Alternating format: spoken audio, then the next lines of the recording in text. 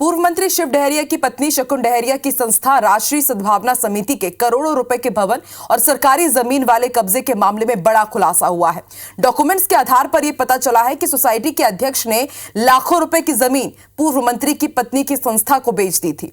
खुलासे के बाद अब यह मामला इनकम टैक्स जांच के दायरे में आ रहा है। ये रिपोर्ट देखिए।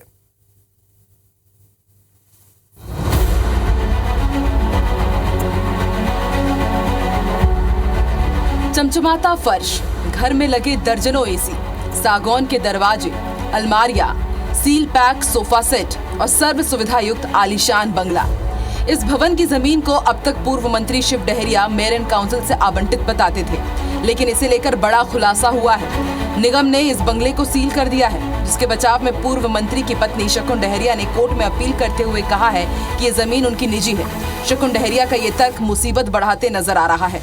MIC के माध्यम से अनुमति दी गई थी। ये MIC की कॉपी है जो स्वीकृति हुआ है उसकी, और इसमें आदरणीय हमारे महापौर एजाज ढेबर जी का भी हस्ताक्षर है। पंजीयन ऑफिस के दस्तावेजों के अनुसार केंद्र कर्मचारी गृह निर्माण समिति मर्यादित के अध्यक्ष ने 24 मार्च साल 2022 को शताब्दी नगर में 4000 वर्ग फीट की जमीन को सिर्फ 4 लाख रुपए में राष्ट्रीय सद्भावना समिति को बेच दिया।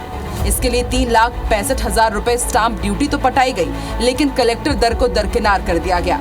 जिस जमीन को सिर्फ 4 लाख रुपए में बेचा गया, उसकी कलेक्टर गाइडलाइन के मुताबिक कीमत 1822 रुपए है, यानी 4000 रुपए प्रति वर्ग फीट की कीमत के हिसाब से 72,88,000 रुपए है। बेचने और खरीदने वालों को 72 लाख रुपए के हिसाब से टैक्स भी पटाना था, लेकिन ऐसा किया नहीं गया और अब ये मामला इनकम टैक्स की जाँच के दायरे में आ गया है। इनकम टैक्स के प्रावधान के अनुसार न केवल सेलर को बल्कि बायर को भी, दोनों पे ही आयकर की लायबिलिटी आती है। इसमें सेलर को डिफरेंस पे कैपिटल गेन टैक्स लगेगा और बायर को जो डिफरेंस है, जो बाज़ार के गाइडलाइंस रेट है और जो उसका जो वास्तविक मूल्य जो उस पर उसने सौदा किया है, उस डिफरेंस पे बायर के हैंड्स पे भी इनकम आएगी, चाहे वो समिति हो चाहे इंडिविजुअल हो। इस मामले में बीजेपी विधायक राजेश मूरत ने बड़ा बयान दिया है। उन्होंने क्या कहा, आप भी सुनिए। सोसाइटी के नाम पर अगर आप सामुदायिक भवन बना रहे, सामुदायिक भवन का कोई टेंडर फिक्स नहीं हो कितने का सामुदायिक भवन बनेगा।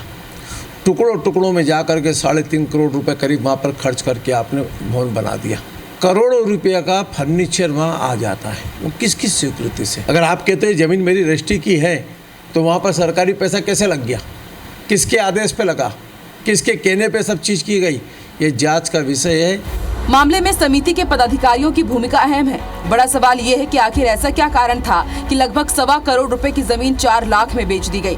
सवाल इस पर भी है कि रजिस्ट्री के एक दिन पहले ही अध्यक्ष ने जमीन संस्था को आवंटित करने का पत्र भी जारी किया था। मामले को लेकर IBC 24 की टीम ने अध्यक्ष CS ठाकुर से संपर्क करने का प्रयास किया, लेकिन उनके परिजनों का कहना है कि वो जवाब नहीं देना चाहते। पूरे घटनाक्रम पर सवाल यह खड़ा हो रहा है कि आखिर किस कारण से सरकार के साथ साथ सोसाइटी को लाखों रुपए का नुकसान करवाकर इतनी महंगी जमीन को कौड़ियों के भाव बेच दिया गया। पंजीयन ऑफिस से मिले दस्तावेजों से एक बात तो साफ है कि करोड़ों रुपए की जमीन को सोसाइटी के अध्यक्ष ने महज 4 लाख रुपए में पूर्व मंत्री शिव डहरिया की पत्नी शकुन डहरिया को बेच दिया। दूसरा सवाल ये भी खड़ा होता है कि महज 4000 फुट की रजिस्ट्री कराकर 15,000 फुट पर, जिसकी कीमत लगभग 3 करोड़ रुपए है, उस जमीन पर बाउंड्री वाल करके कोई कब्जा कैसे कर सकता है? देखते हैं, जांच जारी है, भांडाफोड़ कब होता है। कैमरामैन रेणु साहब के साथ संदीप शुक्ला, IBC 24 रायपुर।